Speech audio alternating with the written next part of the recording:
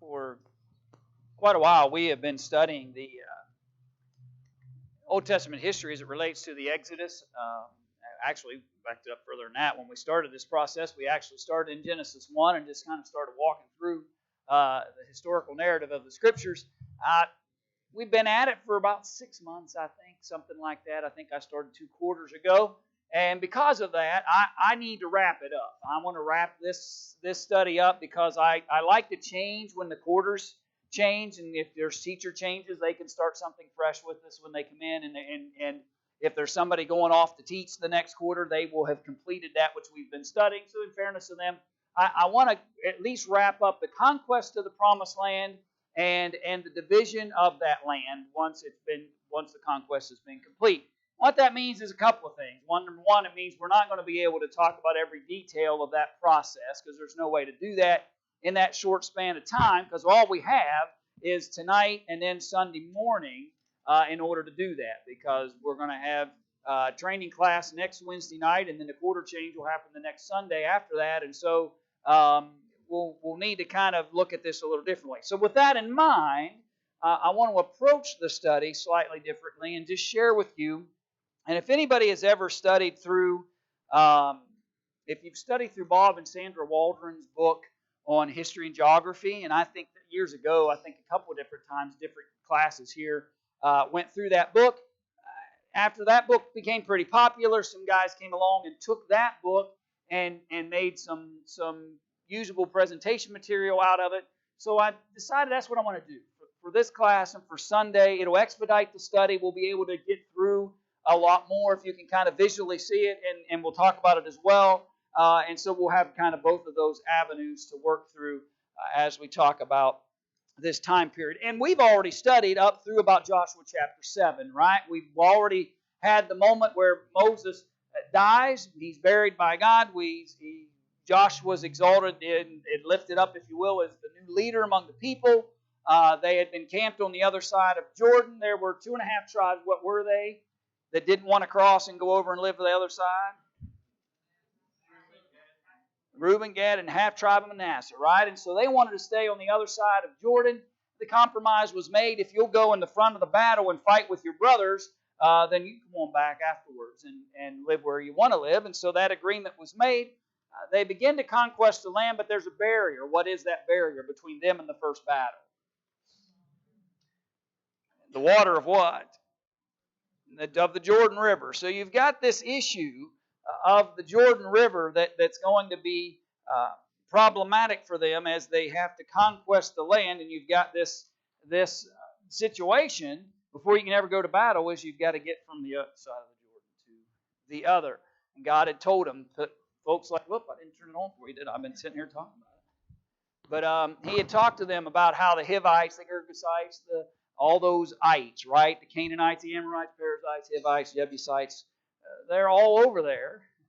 And the conquest is ready to be made, but they have to cross the Jordan. And we've studied most of these things. That's why I'm going to quickly go through this. In fact, let me just skip ahead. I meant to do that to begin with. But let me jump ahead because we've already crossed the Jordan, right, in our study. We did that as God parts the waters, and we begin the conquest of the land where? In Jericho. And so let me start with this slide. It'll help us kind of catch ourselves up a little bit as it relates to these things. And so you've got the crossing of Jericho, or the Jordan, and they camp in a place called Gilgal, and you can see that circled there on the map. And they wait there at Gilgal for a period of time. And God gives them instructions. And the instructions in order to conquest Jericho was simply to do what? We're going to make some laps, right? The first 6 days, we're going to take one lap around Jericho, and we're going to go back to camp. And so they did what? Exactly that, right? Then on the 7th day, they were to walk around it 7 times. And on the 7th time, the priests were to blow the ram's horns, and the people were to shout. And what was going to happen to the walls? The walls would fall absolutely flat. And we talked Sunday about how, and so amazingly, when you think about it, that as they go into conquest Jericho, normally if a wall was just going to collapse You wouldn't think about a wall falling flat where you could just walk across it. You would normally think of a wall falling into a big pile that you might have to remove some rock or scurry around or climb up over. But these walls fell flat. They were able to go in and conquest the land and the city of Jericho pretty easily through the hands of God and through this miraculous effort that was made. And so you've got the first conquest, and it happened pretty easily. And so because it was pretty simple for them to be able to do that, there's another town. Well, let me back up a second. So Joshua sends out some spies towards Bethel. And in between, if you look on this map, in between Jericho and Bethel is a small town known as Ai. And so small, in fact, that when the spies come back and tell Joshua about it, they said, don't send what? Don't send the whole army up there for this little place that we could take with just 2,000 or 3,000. Get a couple of thousand guys together, run up there. We can take Ai without any problems. And there's a sense of overconfidence, maybe because of the ease of Jericho, but maybe some overconfidence too because they're unaware at this point of what one individual's actions. All right, so there seems to be a sense that they're unaware of Achan's actions, and Achan's actions were that he took of what? A great image, and he saw a Babylonian garment. It was nice. And so basically, God had told them that when you go into conquest Jericho, don't take anything for what? For yourself, right? Some things were to be taken and put into the treasury, and the priest would monitor that, and the nation could benefit from that. But he told them, don't take anything for yourself. And yet Achan chose to do that, and because of that, even though these 2,000 or 3,000 probably could have, especially with the hand of God had he been with them when they go to Ai, success could have come, but because of the sin of Achan, which affected the entire nation. And we had a conversation Sunday about, though, when we're not talking about someone's eternal condition, right? Achan's sin didn't condemn all of Israel to eternal condemnation. But his actions did have consequence upon the whole group. And we talked about the fact that we need to appreciate that principle, that my actions don't just affect whom? Yourself. We don't live in a bubble. Right? We don't live in a situation where my decisions are always just only about me and that I'm the only one ever affected by them. I might like to live that way sometimes, right? I might like to tell others, well, it's none of your business and it doesn't have anything to do with you and this is only about me and it's only about the things that I want and you shouldn't even be concerned about it. But the truth is that there are very few things we do in life that don't affect somebody. And so Achan kind of becomes the poster child of that, right? He makes a choice, a decision, to take of the things that God said were an abomination to him. He takes them back anyway. He buries them in his tent. They lose the battle at Ai because of it. And so, as they're driven away by the men of Ai, in fact, 36 men are killed in that battle, they come back to only have to start coming to terms with the fact that they didn't do what God had said. Somebody has done something in opposition to God's will, and now it's caused a problem for all of us. And so they begin the process of seeking out who that was. They brought them by tribe and by families. Then they narrow it down to it's Achan. He admits it, and it's a pretty destructive consequence that he brings to his immediate family. The nation suffered temporarily in terms of their conquest of the promised land. His family suffered dearly for his personal choices. And yet, that's the situation we see. And once then he's dealt with, then they're able to have no trouble at all defeating Ai, nor to defeat Bethel when they get there. In fact, Ai was burned and left just a permanent heap when they actually go and take over that place in the fashion that God had determined for them. So that kind of catches us up to where we left off then on Sunday morning in terms of the history. And so since Jericho and Ai and Bethel were destroyed, the Israelites were able to move freely into the central hill country. And so we've overcome the two biggest obstacles, in a sense, and so we're able to swiftly start moving towards the north. And again, if you can see on that screen up there, we start heading to places like Shechem and areas like that in order to begin the conquest of the Promised Land. And as they process that, they continue to try to stay connected to the law and begin working as God had intended for them from the beginning as it relates. Now, go into Joshua chapter 8 with me for a minute. I want to look at a couple of things textually as it relates to this history. So go to Joshua chapter 8 and verse 30.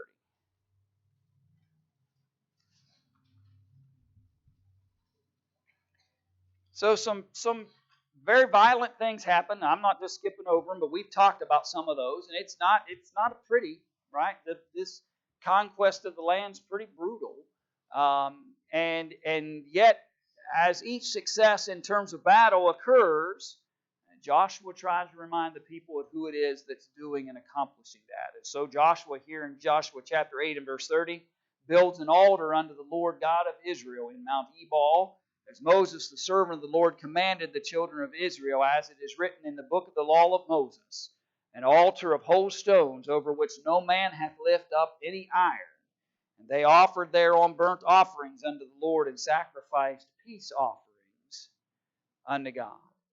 And he wrote there upon the stones a copy of the law of Moses, which he wrote in the presence of the children of Israel.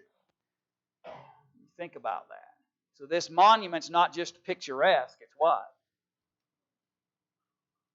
Well, if it's going to have the law written on it, it's going to be informative, right? It's like a library. Okay, they could, if there was any question or wonder, maybe not in this moment that Joshua's writing it, but if there's any question a generation from now, they can return back to the altar at Bethel. Here are the stones, and on the stones have been etched the law of God. It's a means by which to preserve the instructions and commands that God had for them. And it was important for them to be able to do that, because it was only going to be through the honoring of that law that they would be what? They'd be blessed or successful, right? They're not going to be able to have any kind of success or benefit as they're continuing the conquest of the Promised Land if they're not honoring the will of God in the process as well. So he writes the law on the stones, so they'll have it. And all Israel and their elders and officers and their judges stood on this side of the ark, and on that side before the priests the Levites, which bear the ark of the covenant of the Lord, as well the stranger as he that was born among them. Half of them over against Mount Gerizim, and half of them over against Mount Ebal, as Moses the servant of the Lord had commanded before, that they should bless the people of Israel. And afterward he read all the words of the law, the blessings and cursings according to all that is written in the book of the law. I wonder sometimes, if I said to you, I'm going to start in Matthew 1 and I'm going to start reading the New Covenant, at what time would you get dozy or drowsy? Dozy? Get dozy if you want. Get drowsy, right? If I just started reading it, how long would you be able to do that? And yet that's what they did. Beginning at the top and working his way through the law, he begins to read. You know, we struggle sometimes with 30 minutes, 35 minutes, 40 minutes. And we struggle from almost start to finish. And I think sometimes it's because our interest level is in the wrong thing. We become interested in style and approach or technique or those kinds of things when we're listening to people speak. And we forget there's content. The content's the most important aspect. I don't know what kind of speaker Joshua was, but I know what kind of law God wrote. And it was worth their time to stand there and listen to the instructions and commands and law that God had given. And there was not a word of all that Moses commanded. Think about that in verse 35. There was not a word of all that Moses commanded, which Joshua read not before all the congregation of Israel, with the women and the little ones and the strangers that were conversant among them. Now, let me ask this a logistical question for a minute. How do you think he did that? And I'm not trying to trick you, by the way. I'm actually asking. Because we're not talking about, 70 people. We're talking about what? Thousands, right? Potentially a couple million people that are part of this whole. So you've got a couple of different ways that can happen. What's one? Okay, and so in other words, I talk to this group, and I come to this pocket, and I move to this pocket, and I move to this pocket, until I get to all of them as I speak to each and every one. I suppose it could have happened in what other form? How were they able to conquest the land? Who's doing that, really? God. So you could have it done miraculous. Joshua stands before the people, and as he speaks, they're able to hear it through miraculous means. So, know that we really know, unless there's something I'm missing here in the narrative. But the end result is the same. He wants all of them to be reminded and reconnected to the testimony of Moses. And it's interesting because Joshua and those that kind of lived with him through this, so long as they were around, things were what? Things were pretty good. When Joshua and the elders that were connected to him start dying off, what happens to people?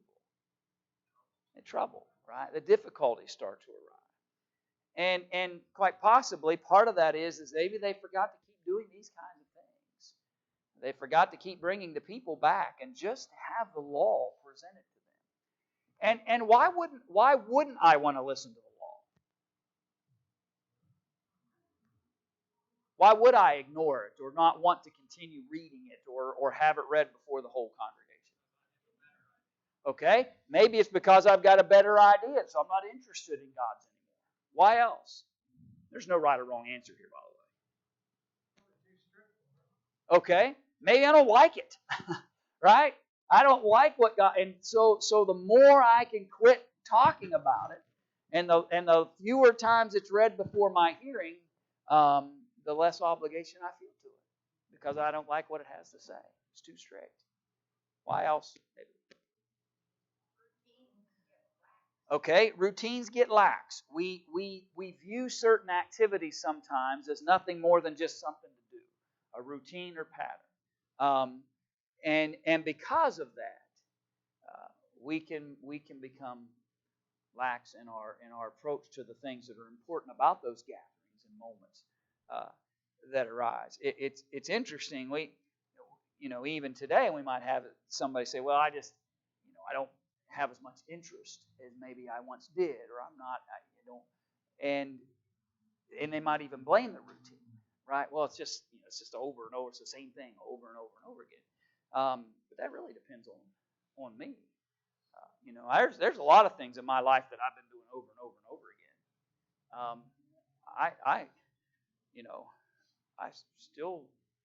I've been watching basketball for as long as I could breathe, as far as I know.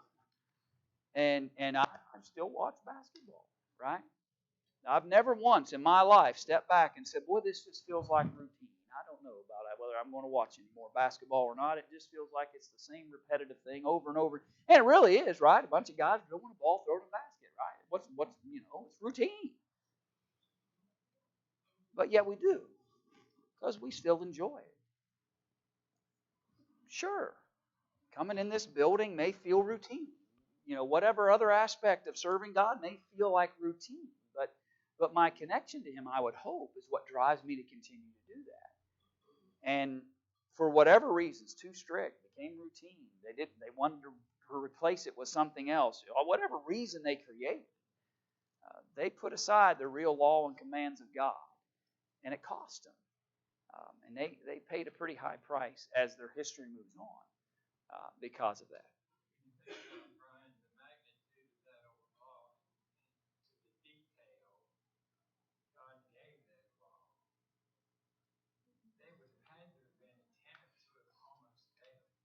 Yeah. Right. And to put it into memory and to be able to, let alone put it into function, which was the next natural step. Jump to chapter 9. So,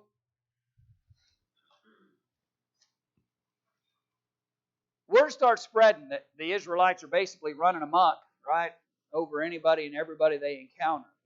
And you've got one or two choices. You can either try to fight that off on your own, or you can do what?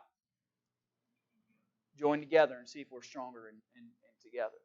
And so probably some kings that probably wouldn't necessarily have wanted to sit down and have a conversation or send ambassadors in order to have a conversation have decided their only hope against this massive army of people that seem to have success everywhere they go is to bind together. So some of the kings on this side of Jordan, or rather he says when all the kings which are on this side of Jordan, in the hills and in the valleys and the coasts of the great sea, over against Lebanon, the Hittite, Amorite, Canaanite, Perizzite, Hivite, and Jebusite, heard all these things that were going on. They gathered themselves together to fight with Joshua and with Israel with one accord. When the inhabitants of Gibeon heard what Joshua had done unto Jericho and to Ai, they did work wily or subtly, and went and made as if they had been ambassadors, and took old sacks upon their donkeys and wine bottles, old and rent and bound up, and old shoes and clouded up upon their feet, and old garments upon them, and all the bread of their provision was dry and moldy. And they went to Joshua unto the camp of Gilgal, and said unto him and to the men of Israel, We be come from a far country, now for make a league with us. And so their approach is, we don't really belong here. We're just kind of caught in the middle of all this fighting that's going on between you and all these other nations and kings, and we're really from a far off country and not just across the street here where we actually are. And they do a pretty good job, right? They're smart enough to, you can imagine if they tell Joshua that they're from a far country, but their shoes aren't dirty and their clothes don't look like they've been worn before more than a day, and they've got fresh biscuits in the food pouch with them, and whatever it is, it's going to be pretty obvious that they didn't come from a far country in order to get there. And so they do a pretty good job of portraying themselves as not being locals, but having come from a great distance. And they said unto him, We're come from a far country, verse 9. Thy servants are come because of the name of the Lord thy God. We have heard the fame of him and all that he did in Egypt, and all that he did to the two kings of the Amorites. And they just keep building it on, right? Building it on. And they even do what? Verse 12. They showed him what? Here's the bread, right? Here's the bread. And this bread was what when we left? It was fresh, right? It's right out of the oven. When we started this journey, this bread was right out of the oven, and look at it now. All dried up and moldy. When we left, our bottles of wine were full, like new, but now they're gone.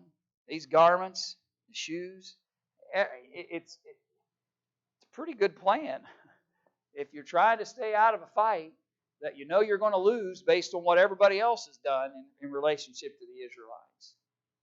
So what's Joshua's reaction in verse 15? So he makes a peace agreement with them, right? He makes a league or a peace agreement with them to spare them in all the challenges and difficulty, and he does it pretty vehemently. He makes peace with them, verse 15, and made a league with them to let them live, and the princes of the congregation swear unto them. And it came to pass at the end of 3 days after they made the league that they heard that they were their neighbors and that they dwelt among them. Oops. 3 days later, all of a sudden, these guys duped us. They're actually our neighbors. They're from right here in Gibeon. And so now what? Now what are we going to do? How do we handle this situation?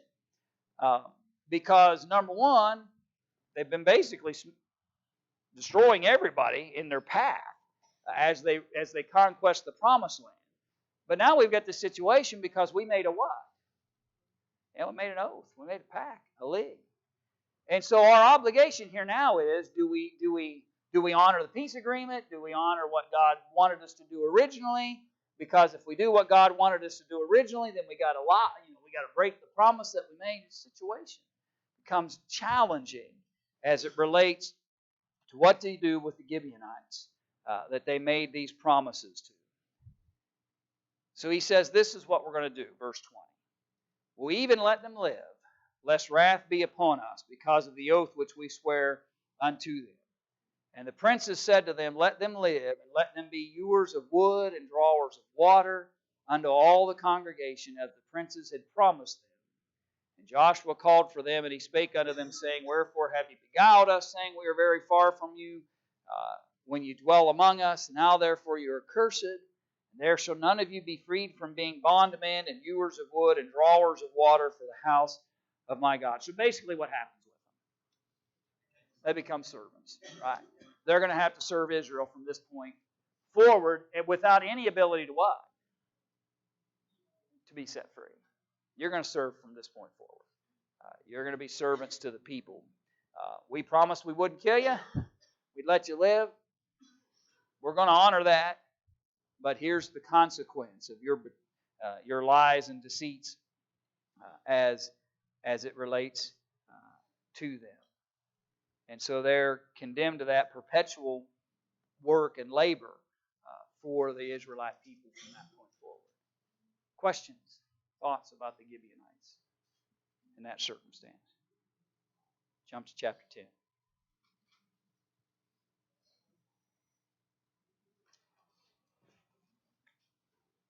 So as really should be expected, not everybody's just going to sit down and let Israel just walk over. So you've got these agreements being made between these kings.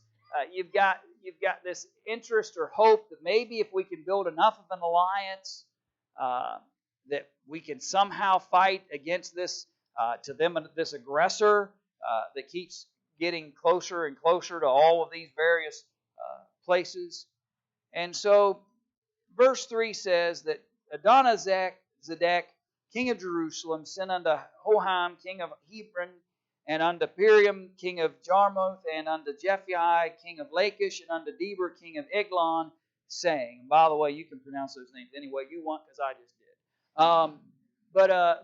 But here's an attempt that you would almost expect, which is going to create a more difficult challenge for Israel. No longer, when I go to the next city or the next village or the next town or the next area in the conquest of the land, am I just fighting the resistance of that particular neighborhood? Now I'm going to be fighting the resistance of this league of nations, if you will, these 5 kings that have joined and banded themselves together in hopes that they might be able to have some kind of success. So they said, come up unto me and help me, that we may smite Gibeon, for it hath made peace with Joshua and with the children of Israel. Therefore the 5 kings of the Amorites, king of Jerusalem, all those fellows, encamped before Gibeon and made war against it. The men of Gibeon sent unto Joshua, verse 6, to the camp of Gilgal, saying, slack not thy hand from thy servants, come up to us quickly and save us and help us, for all the kings of the Amorites that dwell in the mountains are gathered together against us. So Joshua ascended from Gilgal, he and all the people of war with him, and all the mighty men of valor. And the Lord said unto Joshua, fear them not, for I have delivered them into thine hand. There shall not a man of them stand before thee. So let's think about this logistically for a minute. So Gibeon had become what to Israel? Servants, right? They're the folks cutting the wood, driving the nails, swinging the hammers, right? They're the ones serving, and Israel needs that from a logistics standpoint. Why? What are they busy doing? Right, they're busy fighting. They're busy conquesting the land, and so their men of age, their mighty men, are part of the military, the army, that is doing all the warfare that's necessary. But in the meantime, there's still work that has to be done to be able to sustain them as a people. And so the Gibeonites have been doing that work. They're the ones that have been doing that kind of work. So these 5 kings get together and they figure, well, maybe we can't overcome or overthrow the Israelites themselves, but if we do what? We wipe out their servants. then they no longer have a body of people doing all this work and labor and help for them. We weaken them by fighting against the Gibeonites, and overthrowing them. If we overthrow their servants, they don't have the helping hand. And if they don't have a helping hand, that means some of the men of war have to do what? They have to stop that, right? They got to stop being mighty fighting men and come back and start doing the manual labor that the Gibeonites have been doing. So strategically, it makes sense. That's the only point I'm trying to make. It makes sense for these 5 kings to not make a direct affront, because nobody's had any success doing that against Israel except Ai in the early goings because of that situation with Achan. But their only hope maybe is to weaken them by taking care of these servants. So they've encamped the Gibeonites. They send a messenger to Joshua, you better come help us because we're in trouble. And God says, I'm going to be with you. The Lord discomfited them before Israel, slew them with a great slaughter at Gibeon, and chased them along the way that goeth up to Betharon, and smote them to Azekah and unto Makkedah. It came to pass, as they fled from before Israel and were going down to Betharon, that the Lord cast down great stones from heaven upon them unto Azekah, and they died. They were more which died with hailstones than they whom the children of Israel slew with the sword. Has God interacted on behalf of the people before this point? That's not a trick question. Yeah, He's been doing it over and over and over again. But have we seen it to this magnitude? That's a trick question, actually, now that I think about it. We did see it to this magnitude one other time. When was it? At the very beginning, when they come out of Egypt, He does what with the water of the Red Sea? He swallows up the army of the Egyptians, right? So I guess in that sense, we do have a moment where God does something miraculously to aid in the process. Not since then have we seen Him, though, actually do the fighting on behalf of the people. But with these rocks that are coming from heaven, the text says, it's one of the occasions where God actually intervenes on behalf of the people. And the text says that actually what happened with those stones coming out of the heavens did more damage than the sword of the Israelites did. And so you've got these battles, but it's interesting as they come up to fight these kings in this alliance that had been kind of trying to take over the Gibeonites, that God intervenes and actually destroys more of them than the Israelites did, straight from His handy hand from heaven. In fact, in verse 12 says, And the Lord, in the day when the Lord delivered up the Amorites before the children of Israel, and He said in the sight of Israel, Sun, stand thou still upon Gibeon, and thou, moon, in the valley of Ajalon. And the sun stood still, and the moon stayed, until the people had avenged themselves upon their enemies. Is not this written in the book of Jasher? Anybody know where that book is? You'd found a mint if you found it, by the way. We don't know. We don't know. It's just some record keeper that doesn't get chronicled later for whatever reason. And so, but when you think of the book of Jasher, don't think, well, we're missing a book out of our Bible. No, we're missing the book of Jasher. We're missing the chronicle, the record keeping, the history book that Jasher was keeping that they had access to at the time. But the record is that the sun and the moon stood still in the midst of heaven and hasted not to go down about a whole day. And there was no day like that before it or after it, that the Lord hearkened unto the voice of a man, for the Lord fought for Israel. And so God, in essence, makes what stand still? It makes time stand still. Although I'll be careful with that. Because time, from a man's standpoint, is what? Right? It's chronological, right? It doesn't stop. Okay? We measure it, right? And we may measure it in different ways. But time hasn't stopped since God said, let there be light. And there was. Since God started this process, time hasn't stopped. What stopped was the sun and moon.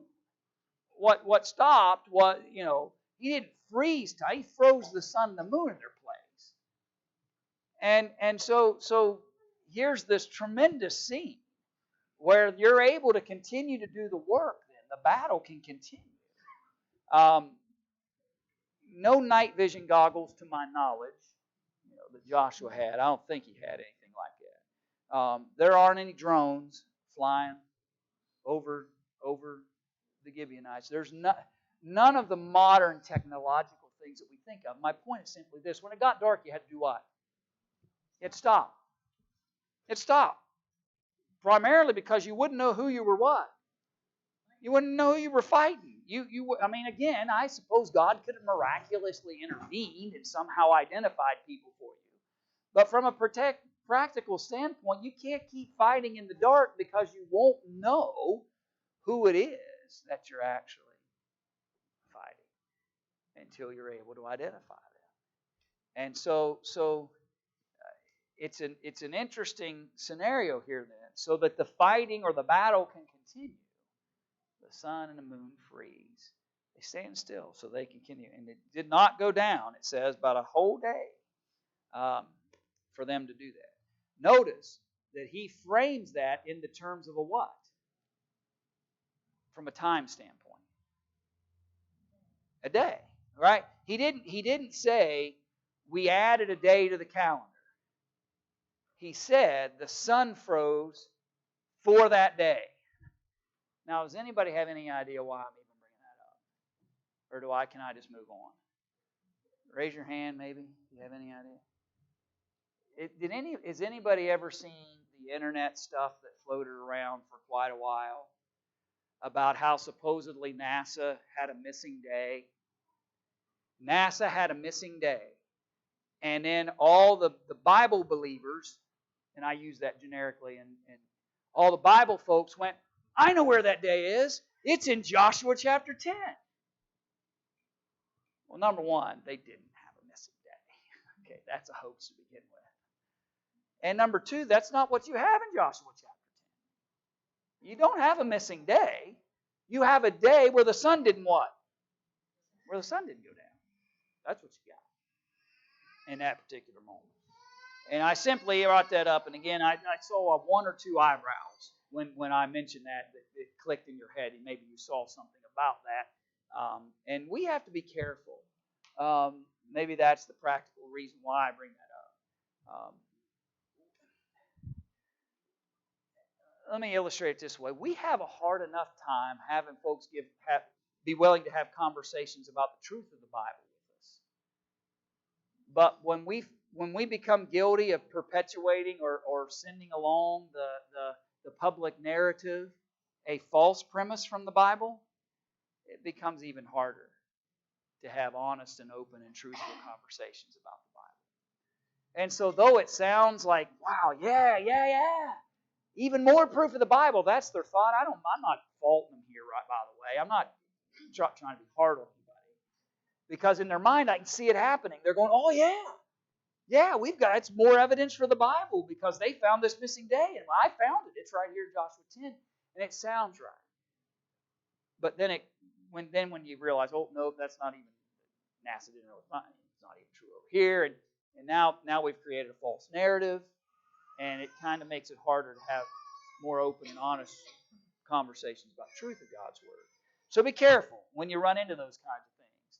When they may seem like, oh man, that's going to be a great thing to help further my faith and maybe even get somebody else to rethink their position about the Bible. Just be careful that we get it from what is factual and true. So there was no day like that before it or after it, and the Lord hearkened unto the voice of a man, for the Lord fought for Israel. And Joshua returned, and all Israel with him unto the camp to Gilgal. But the 5 kings fled and hid themselves in a cave at Mekkedah. You can only imagine, right? Who is it that's hiding in a cave at Mekkedah? 5 what? 5 kings, right? 5 kings that probably had never hidden from anyone or anything up until that point in time. But here they are, fleeing at the presence of the Israelites and fleeing at the destruction that God Himself is heaping upon them. And they run to this cave. Joshua said, roll great stones upon the mouth of the cave, and set men by it for to keep. Stay ye not, but pursue after your enemies, and smite the hindmost of them. Suffer them not to enter into their cities, for the Lord your God hath delivered them into your hand. So the temptation would be to be distracted by what? From a military standpoint. By the 5 kings, right? And so Joshua says, no. We've got work to do in terms of pursuing the enemy. Roll a big rock over the cave. Put a guard at it. They can't go anywhere, right? They're locked down, and then pursue. There's more to be done here in the conquest of the Promised Land, and so he doesn't want that to stop. And so he has them simply roll that stone in order for that to happen. Eventually, he'll deal with them. They bring those kings out in verse 23. And when they've done that, in verse 24, they called for all the men of Israel and said unto the captains of the men of war, Come near, put your feet upon the necks of these kings. And they came near and put their feet upon the necks of them. Joshua said unto them, Fear not, nor be dismayed. Be strong and of good courage, for thus shall the Lord do to all your enemies against whom you fight. And so hopefully, and again, I realize that it's war. And so it's brutal and violent and all those kinds of things. But each step of the way, what's happening between them and God? What's growing in them? Faith. Their faith is every step of the way that God is able to fulfill and accomplish something in them, their faith and confidence in Him is growing every step of the way. And I guess maybe the point for us from a practical side is give God the credit for what He's doing. Sometimes we focus on where we feel like God is failing. And all of us, I suppose, sometimes could sit down and in our minds feel like, well, here's my list. We get a notebook out and we just start writing. Here's my list, Lord. Here's all the things that you haven't done for me, or you failed at, or you didn't do as you should have. And we create a whole big long list. We're good at that. And I'm speaking generically, by the way. I'm not accusing anybody.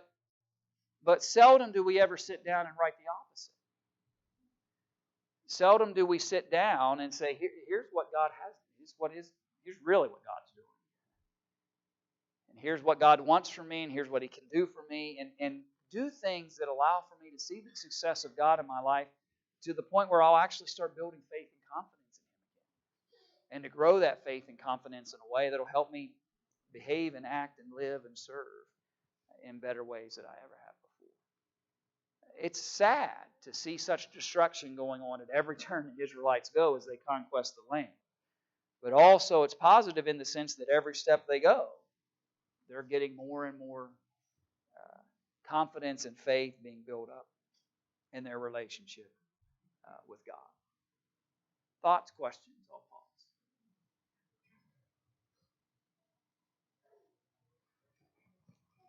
pause. Okay. He conquers another 7 kings at the latter end of chapter 10. The very end of chapter 10, he returns back to Gilgal at the camp. Jump to chapter 11.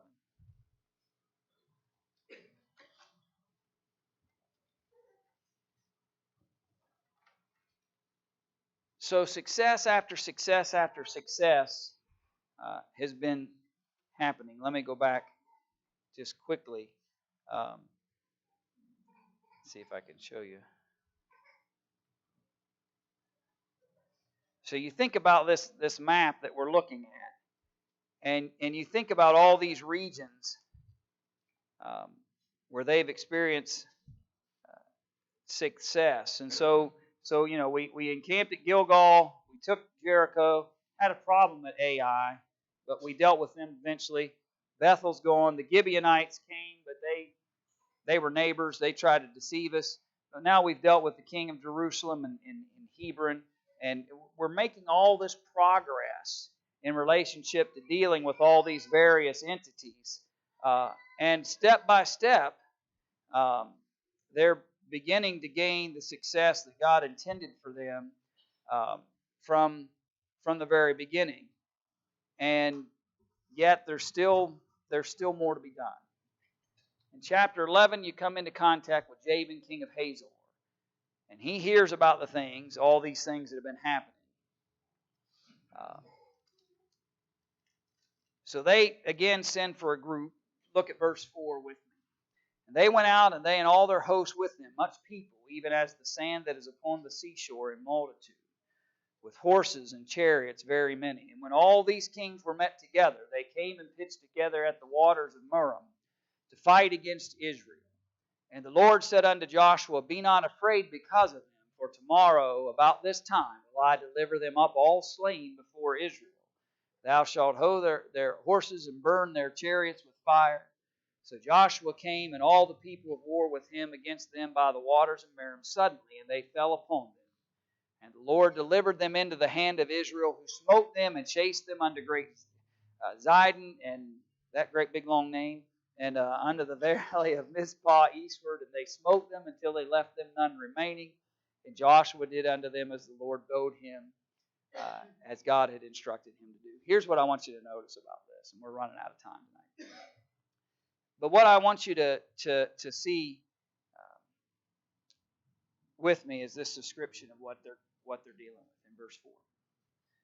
So this new league, this new group of individuals that the Israelites are going to have to fight against. Notice the description. They go out, this group that got together, they go out, and they and all their hosts with them.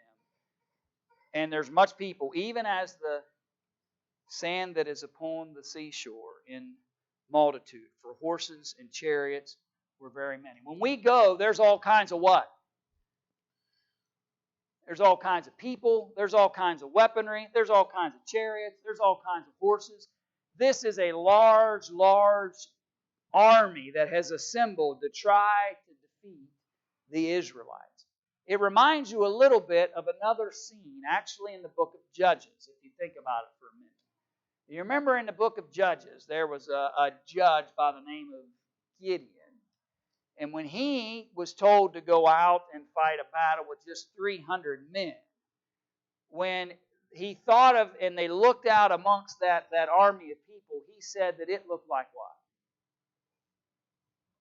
The sands of the seashore. He makes the same illustration. That the camels and the people and the resources available to them were just like that described here in this particular scene. And so once again, notice the statement God makes to Joshua, be not what in verse 6? Well, okay, let me ask it this way. If somebody says to you, be not afraid, they're assuming that you're what? You're assuming you're afraid, right? Or that you would have some reason to be afraid. You don't normally say to somebody, don't be scared, if you don't anticipate or wonder or are concerned about the fact that they might be scared. So when Joshua looks out at this enormous army that's gathered itself together against the Israelites, his inclination might be to demonstrate a level of fear as to what's going on in front of him. God says, don't be afraid. Just like we've dealt with everybody else, I'm going to be with you, and we'll deal with all these folks as well. And notice slightly different scenario here. And Joshua at that time turned back and took Hazor and smote the king thereof with the sword, for Hazor before time was the head of all those kingdoms. And they smote all the souls that were therein with the edge of the sword, utterly destroying them. There was not any left to breathe, and he burnt Hazor with fire. The difference, friends, is simply the idea that you've now taken care of somebody who was leading what? Many. You are seeing the beginning of the end of the conquest of the Promised Land. You're beginning to see every effort. We couldn't fight them one-on-one. We couldn't find them if we got into a small league of 4 or 5 of us. We put great nations together that the resources were like the seashore, the sands of the seashore, and we still can't fight against God's people. The Israelites are winning at every turn. And their success just continues over and over and over again. All right, Lord willing,